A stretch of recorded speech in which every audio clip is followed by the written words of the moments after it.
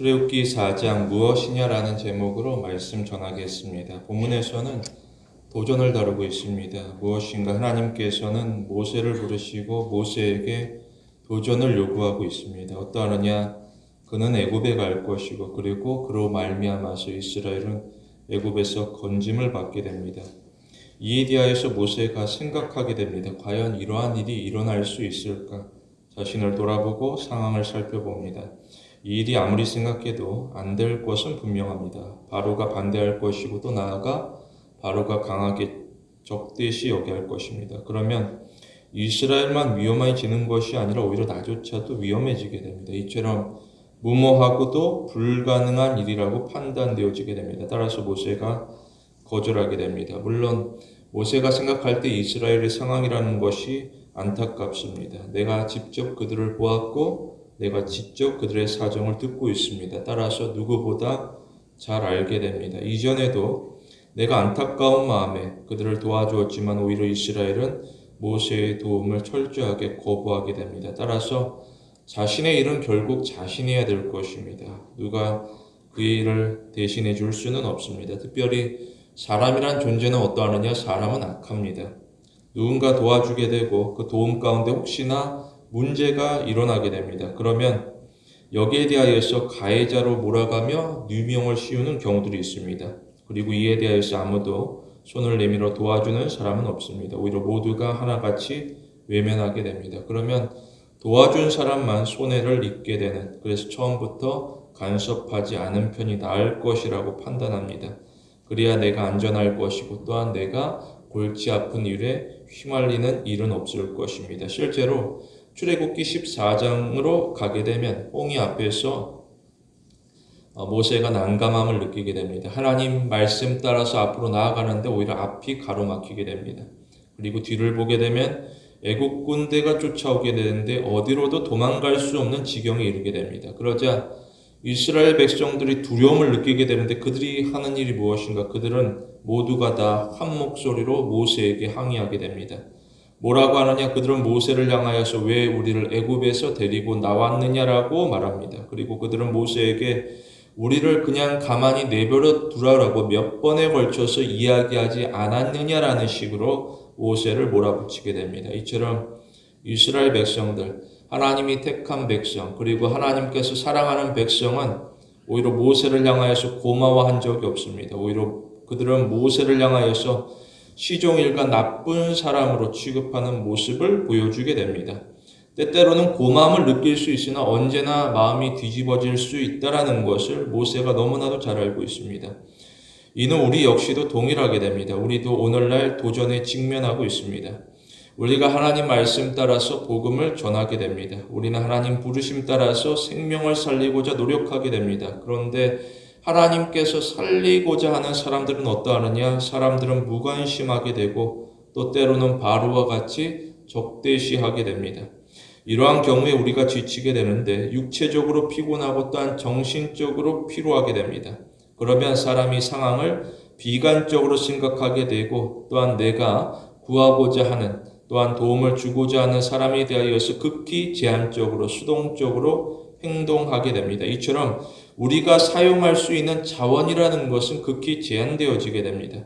그렇다고 해서 우리가 사명을 중단할 것인가? 그렇지는 않습니다.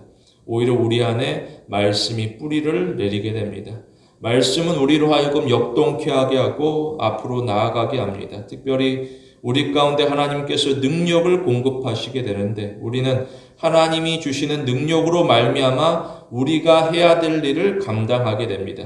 이후로는 우리가 결과를 하나님에게 맡길 뿐입니다. 여기서 유의할 것은 우리에게는 하나님에 대한 지식을 가지고 있다는 것입니다. 이것이 곧 우리의 자랑이 되어지게 됩니다. 그리고 이것은 곧 세상과 우리가 구별되어지는 차이점이 되어지게 됩니다. 우리는 하나님에 대한 지식을 적용해야 될 것입니다. 우리는 사역에 있어 안일하지 않습니다. 우리는 사역에 있어 하나님의 주권적인 통치를 신뢰하며 적용합니다. 그렇다고 하면 우리는 일시적인 좌절이 임하더라도 실망하지 않습니다.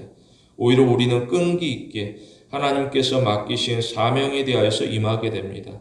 결국 돌이켜보게 되면 우리의 경쟁력이라는 것은 나의 탁월함이 아닙니다. 오히려 우리의 경쟁력은 하나님의 위대하심입니다. 우리는 세상과 사랑에 빠지지 않습니다. 오히려 우리는 하나님과 사랑에 빠지게 됩니다. 따라서 우리는 눈에 크게 뜨고 세상이 하는 일이 아니라 하나님이 하실 일을 바라보게 됩니다. 이처럼 우리는 하나님이 하실 일에 대하여서 무한한 호기심을 가져야 될 것입니다. 우리는 거세게 몰아붙이는 세상의 저항 가운데 속에서도 하나님께서 주도하는 일상을 살아가게 됩니다. 본문에서 두 가지로 봅니다. 첫째로 우리는 자신의 연약함을 고백합니다. 우리는 하나님 앞에서 자신의 연약함을 숨기지 않습니다. 본문에서도 걱정이 나타나게 되는데 어떠하느냐? 모세가 주저하게 됩니다.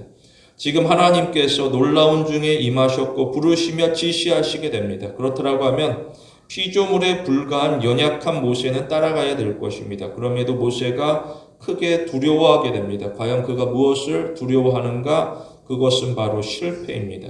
나는 연약하고 나는 아직도 준비가 되어 있지 않습니다. 따라서 부정적인 결과가 발생할 수 있는 가능성은 최대한 피해야 될 것입니다. 이로써 자기 자신을 지키고자 하게 됩니다. 특별히 나의 모습이 어떠하느냐? 나는 더 이상 애굽의 왕자가 아닙니다. 나는 목자이고 또한 보두자로서 살아가고 있습니다.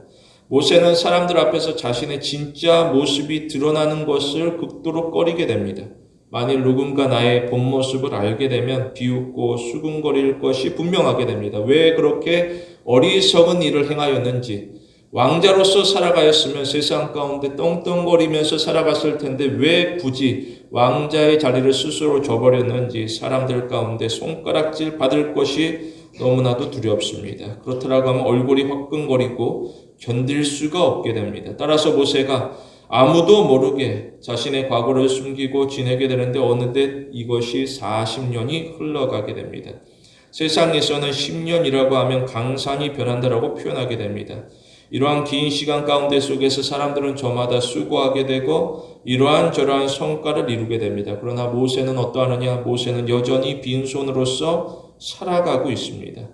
양이 있는데 그 양은 내가 돌보는 양이 아니라 장인의 소유된 양이 되어질 뿐입니다. 모세는 이 양을 돌볼 때에 자신의 손에 쥐어진 것 가만히 살펴보게 되면 지팡이밖에 없습니다. 지팡이밖에 없는 삶을 살아가게 됩니다. 그런데 그 지팡이를 보게 되면 어떠하느냐? 나무에 불과할 것이고 또한 재산적인 가치라는 것은 아무것도 없습니다. 이러한 자신을 바라볼 때에 마치 종보다도 못한 노예와 같은 삶이라고 비관할 수도 있습니다. 그런데 내가 무엇이라고 이스라엘을 가르치고 그들을 인도할 것인가? 이것은 교만에 해당되어지게 됩니다. 더욱이 이러한 상황 가운데 속에서 누가 나를 따를 것인가 생각해 보게 되는데 아무도 나를 따를 사람은 없을 것만 같습니다. 그래서 모세는 하나님의 말씀에 소극적으로 반응하게 되는데 이처럼 두려움이라는 것은 믿는 자를 마비시키게 됩니다. 그리고 두려움은 믿는 자로 하여금 아무 일도 하지 못하게 만들게 됩니다. 그런데 하나님께서는 여전히 위로하시고 또한 모세를 격려하시게 됩니다. 우리는 두려움을 피하지 않습니다. 우리는 사명뿐만 아니라 사명으로 인한 두려움까지도 포용해야 될 것입니다. 우리가 무엇할 것인가? 우리는 감정과 행동을 분리시킵니다. 우리 역시도 믿지 않는 사람들과 동일하게 문제 앞에 서게 되면 두려움을 느끼게 됩니다. 그렇다고 해서 우리가 행동까지 멈출 필요는 없습니다. 사람들은 누구나 문제를 가지고 살아갑니다. 어느 정도냐? 요람에서 무덤까지. 일생 가운데 태어나서 죽는 순간까지 모든 사람들이 다양한 문제로 말미암아서 신음하게 됩니다. 그래서 사람들은 견딜 수 없어서 내가 이 문제를 해결할 수 없으니 신을 찾게 되고 그리고 헛된 우상까지도 열렬하게 섬기게 됩니다. 그러나 우리는 거짓된 우상을 섬기지 않습니다. 오히려 우리는 참되신 하나님을 섬기게 됩니다. 그리고 우리는 하나님의 인도를 따라서 하나님께서 정하신 목적지를 향하여 나아가게 됩니다. 그렇다고 해서 신앙 여정 가운데 모든 문제가 사라지는 것은 아닐 것입니다. 오히려 우리는 신앙 여정 가운데 세상과 전혀 다른 새로운 문제와 부단하게 마주하게 됩니다. 그래서 많은 사람들이 좁은 길을 걸어가지만 오히려 좁은 길에서 이탈하는 경우들이 있습니다. 그렇다고 하지만 이 땅 가운데 쉬운 길이라는 것은 없습니다. 만일 쉬운 길이 있다라고 하면 그것은 내리막길일 것입니다. 그럼에도 사람들은 좁은 길에서도 내리막길에서도 저 나은 길을 찾고자 노력하게 됩니다. 그럴수록 사람들은 고갈되어지고 공허하게 됩니다. 우리는 신앙 여정에서 내가 겪는 문제를 인정할 것이고 또 나아가 우리는 문제까지 다스리시는 하나님을 의지해야 될 것입니다. 이로 말미암아 우리는 문제를 극복하며 또 나아가 우리는 신앙이 성장하게 됩니다. 그리고 궁극적으로는 하나님께서 예비하신 목적지에 도달하게 됩니다. 따라서 우리는 나에게 주어지는 다양한 시련들을 오직 인내로서 받아들입니다. 기억해야 될 것은 하나님의 뜻은 결국 이루어진다라는 사실입니다. 따라서 우리는 하나님에게 온전히 순종합니다. 그런데 누군가는 자신이 겪는 문제에 대하여서 도무지 인정하지 않습니다. 그러자 그는 문제까지 다스리는 하나님을 의지하지도 않습니다. 오히려 그가 하는 일이라는 것은 누군가를 향하여서 원망하기에 바쁘게 됩니다. 그런데 이러한 경우 진짜 문제는 다른 누군가가 아니라 결국 자기 자신입니다. 그가 하는 일은 무엇인가? 그는 자신의 변화를 여전히 거부합니다. 대신에 다른 누군가의 변화, 자신 이외의 누군가의 변화만을 요구하게 됩니다. 심지어 하나님의 변화만을 요구하게 됩니다. 그러나 예를 들어서 다른 사람들이 나에게 친절하기를 바란다라고 하면 나는 그 사람에게 있어서 친절해야 될 것입니다. 그러나 그가 하는 일은 무엇인가? 다른 사람에 대하여서 친절할 것을 바라지만 친절할 것을 미루게 됩니다. 또한 하나님께서 나에게 축복할 것을 구하게 됩니다. 그렇다고 하면 내가 하나님 앞에 순종해야 될 것입니다. 그렇지만 어떠한 사람들은 축복을 바라지만 하나님 앞에 순종할 것은 여전히 머뭇거리면서 주저하게 됩니다. 우리는 말씀 가운데 먼저 깨어 있어야 될 것입니다. 그리고 우리는 말씀에 비추어서 자신을 점검해야 될 것입니다. 만약 누군가 나에게 문제가 있다라는 것을 인정하지 않는다라고 하면 그것이야말로 그에게 있어 진짜 문제가 있다라는 것을 드러내는 일이 되어지게 됩니다. 특별히 사람이 자신의 문제를 인정하지 아니하면 다른 누군가로부터 도움을 받을 방법이 없습니다. 다시 말하여서 하나님은 우리가 문제에 직면했을 때에 우리가 문제를 가지고 있다라고 인정하기까지 우리를 문제로부터 건져주지 않습니다. 하나님께서는 두려움에 대하여서 해소시켜주지 않았습니다. 오히려 하나님께서는 두려움 가운데 속에서 모세가 변화되어지기를 기다리고 계셨습니다. 이처럼 하나님께서는 이 땅 가운데 약한 자를 선택하시게 됩니다. 과연 이게 무슨 말인가? 강한 자는 하나님을 의지하지 않습니다. 오히려 강한 자는 하나님을 배제한 채 자신의 힘으로 문제를 해결하고자 합니다. 그러나 약한 자는 자신의 부족함을 너무나도 잘 알고 있습니다. 그래서 약한 자는 자신의 수고를 내려놓고 오히려 하나님의 인자하심을 간절하게 사모하게 됩니다.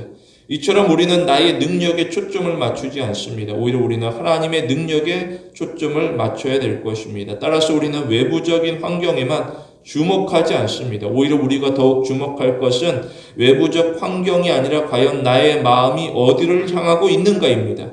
하나님께서는 우리의 조건이나 역량, 우리의 이력서를 살펴보는 것이 아닙니다. 오히려 하나님께서는 오늘날에도 우리의 중심, 우리의 믿음을 보기를 원하시게 됩니다. 따라서 우리가 할 일은 분명하게 됩니다. 무엇인가 우리는 하나님을 향하여서 변함이 없는 일관성을 유지해야 될 것입니다. 특별히 우리는 성경의 원칙에 대하여서 충실합니다.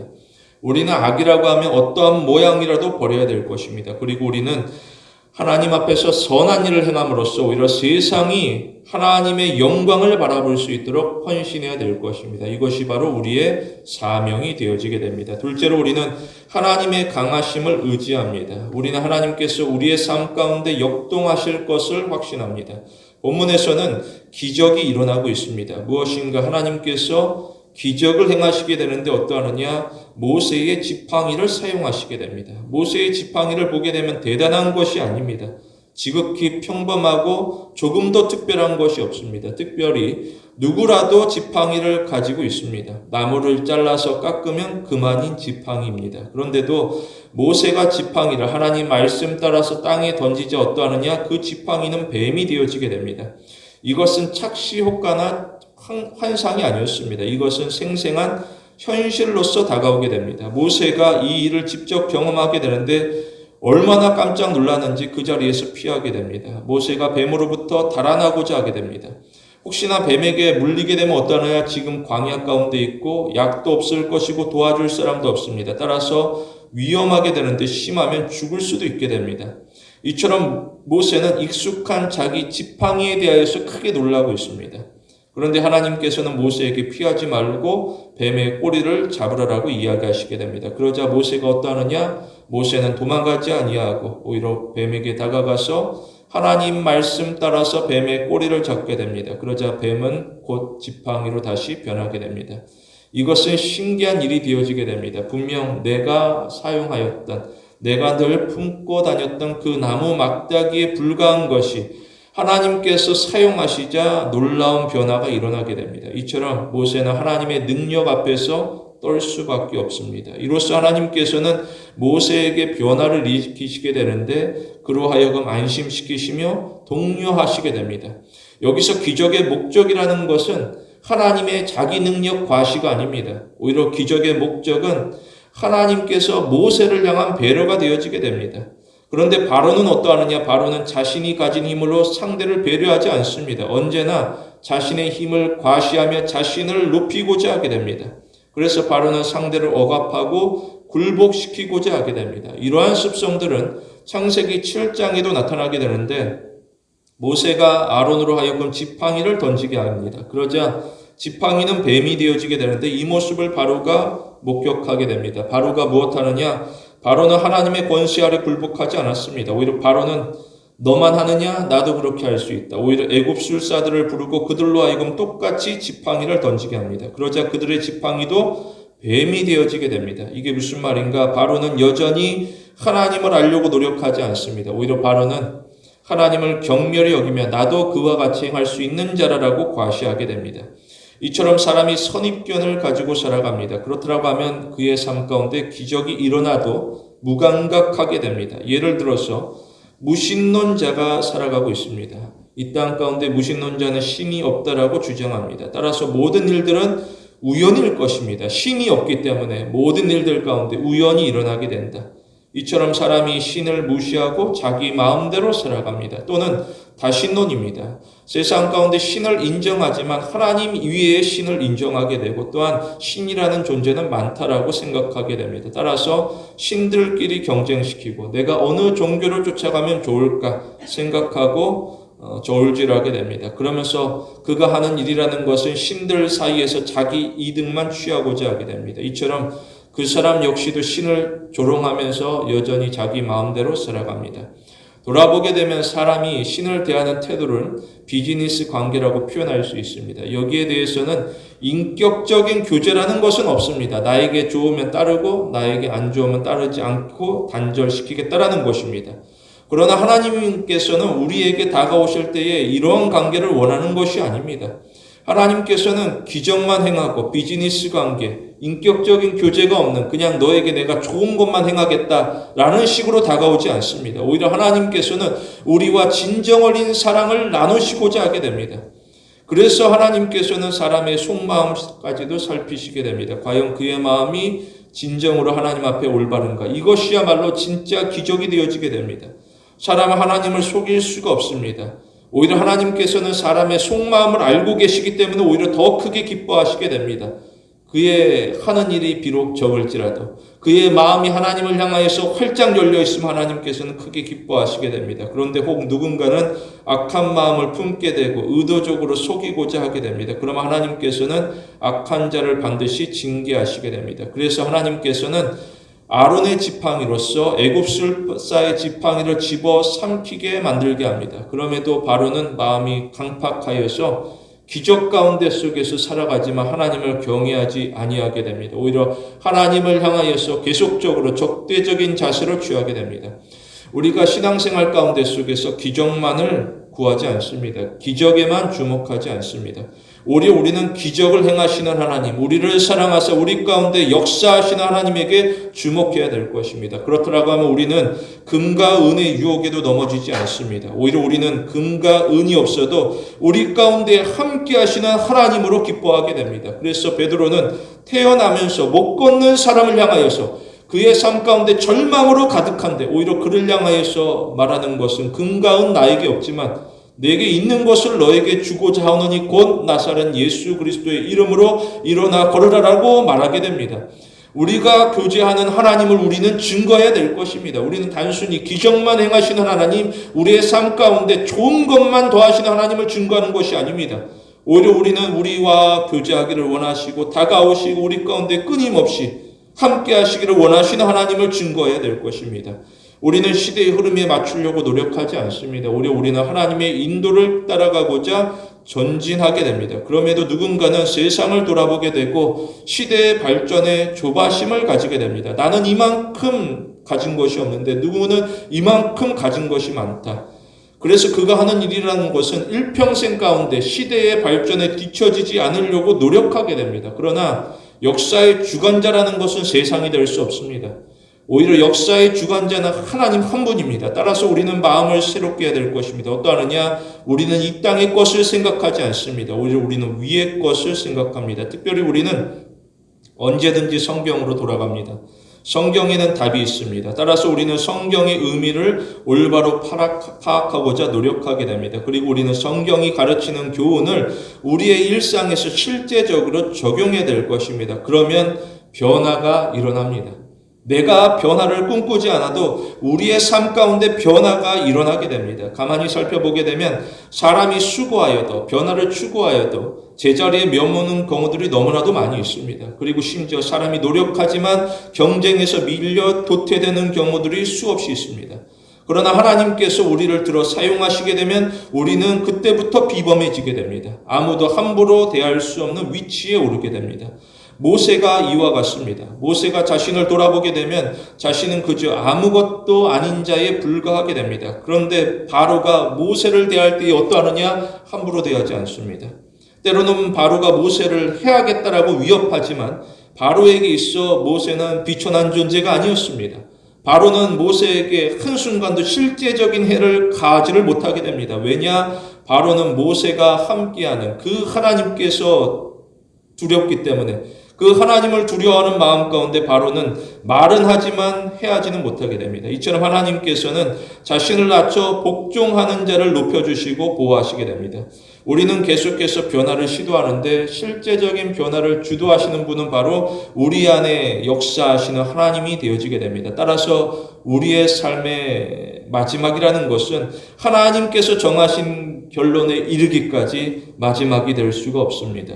우리에게 주어진 시간은 충분하니 우리는 현재에 충실해야 될 것입니다. 다시 말해 우리는 과거의 회상에 매이지 않습니다. 그리고 우리는 미래의 두려움에 빠지지도 않습니다. 오히려 우리는 하나님이 주신 지금 이 순간이라는 기회에 성실해야 될 것입니다. 우리는 어떠한 상황에서도 하나님의 인도하심만은 절대로 놓치지 않겠다라고 하는 단호한 태도를 유지해야 될 것입니다. 우리 모두 선하게 인도하시는 하나님을 따르는 성도가 되길 원합니다. 모세가 기적을 보았고 기적을 경험하게 됩니다. 그렇다고 해서 모세의 생각이 완전히 달라지느냐? 그렇지도 않았습니다. 모세는 하나님의 부르심을 이후로도 거부하면서 자신의 계획을 설명하게 됩니다. 무엇인가? 나는 아무래도 아닌 것 같습니다. 하나님은 능력이 많으니 다른 사람을 찾으셨으면 좋겠고 다른 훌륭한 후보는 많으니 나는 절대로 될 수 없다라는 식으로 대응하게 됩니다. 이처럼 모세는 여전히 기적 가운데 속에서도 자신의 계획을 고집하고 상황의 어려움을 주장하며 자신의 약점을 부각시키게 됩니다. 그러나 이것은 변명에 가깝게 됩니다. 문제를 풀어가는 것은 모세가 아니라 하나님이 되어지게 됩니다. 따라서 모세는 자신의 계획이 아니라 하나님의 계획에 관심을 가져야 될 것입니다. 우리가 하나님을 믿고 따를 때에 하나님의 계획하심 가운데 살아가고 있음을 고백하게 됩니다. 하나님은 어떠하느냐?